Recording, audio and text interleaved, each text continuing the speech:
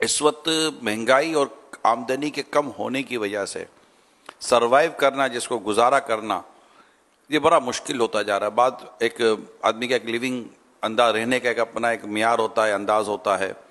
اور موجودہ دور میں اپنے اس انداز کو باقی رکھ کر چلنا، کیونکہ سوسائٹی میں بھی رہنا ہے اور یہ ساری چیزیں ہوتی ہیں۔ آپ کیا کہتے ہیں کہ اتنی مہنگائی میں اور کم آمدنی میں ایک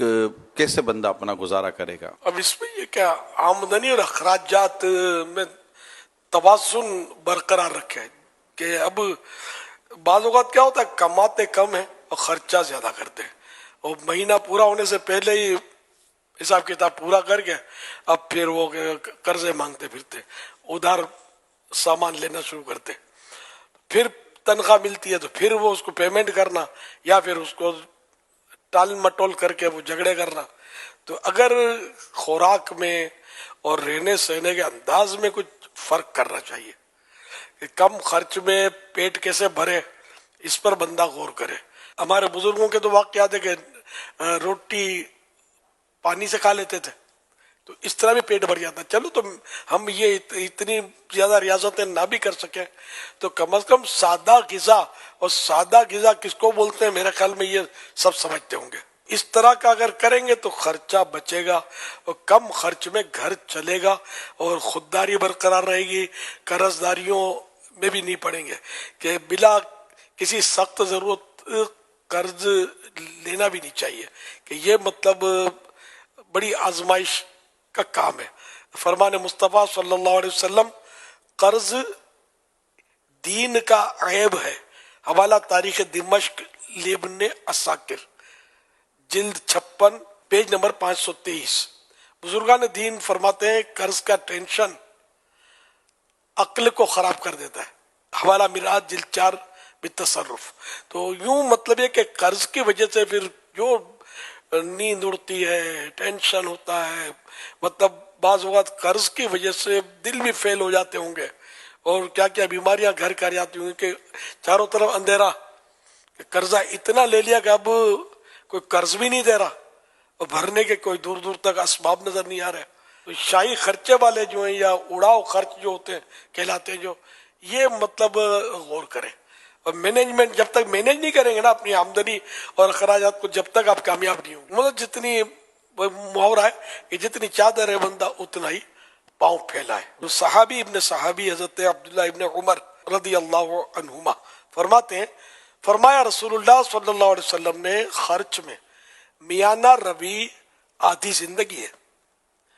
نہ درمیانہ درجہ۔ اور حضرت مفتی احمد یار خان رحمۃ اللہ علیہ فرماتے ہیں خوشحالی کا دار و مدار دو چیزوں پر ہے،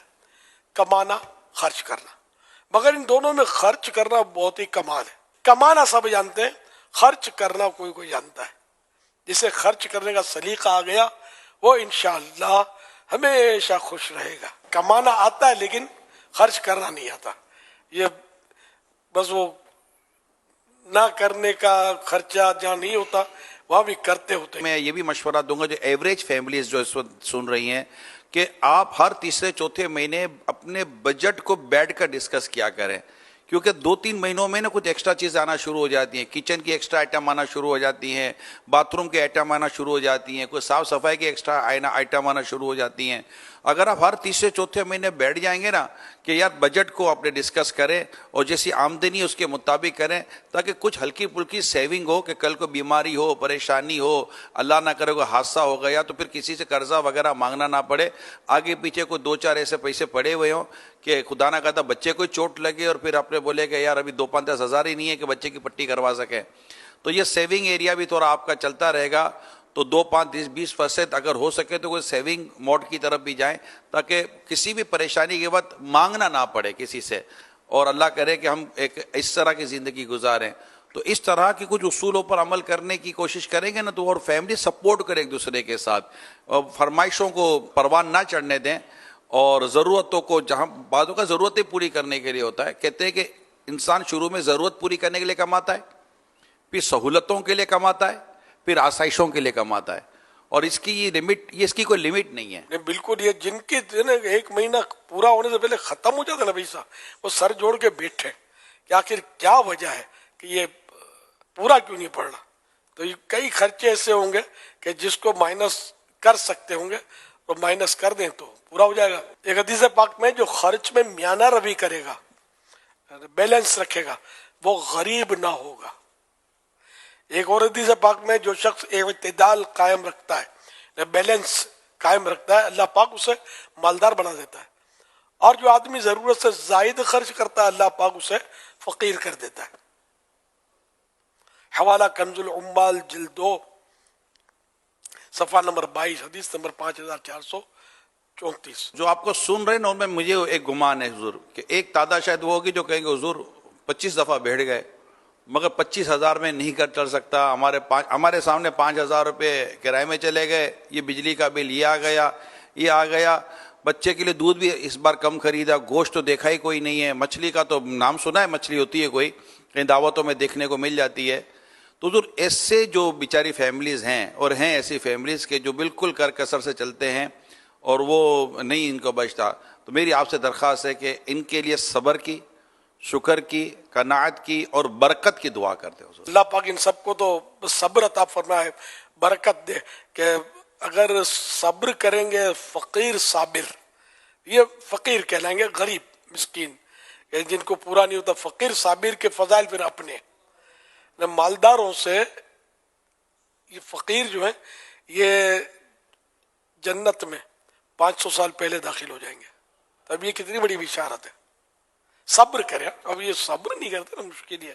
صبر نہیں، بلکہ وہ لاؤ پھر غلط ذریعے سے بھی مل گیا تو کسی کا دبانا پڑ گیا تو دبا بھی لیا، تو یہ پھر ان کے لیے نہیں ہے کوئی مطلب، یہ تو پھر گناہ گار ہے، امتحان ہے. ہمارے اکابرین نے، ہمارے بزرگوں نے ضرورتاً واقع بھی تو کیے ہیں، بغیر کھائے پیے بھی تو گزارے نا وقت، کم کھایا بچا کر وہ جو بچ گیا روکھا سوکھا گزارا کر لیا اور زندگی گزر گیا. ہم کو اچھا کھانا چاہیے، پھر جو بچ گیا وہ دوسرے دن نہیں چلے گا، بس ہی ہے، ابھی اس کو پھینک دیا.